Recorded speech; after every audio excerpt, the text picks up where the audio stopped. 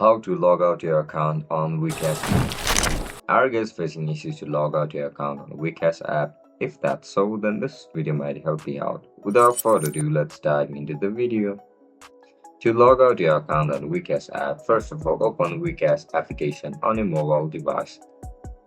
If you don't know how to download WeCash app on your mobile device, then make sure to check out our guide on how to do it. Once you open the app, now look at the top left corner of your screen where you can see a profile icon. Just simply tap on it. After click on it, you can see the option for logout.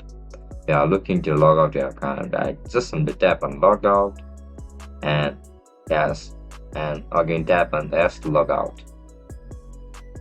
So that's it guys, that's how you're going to log out your account on WeCash application.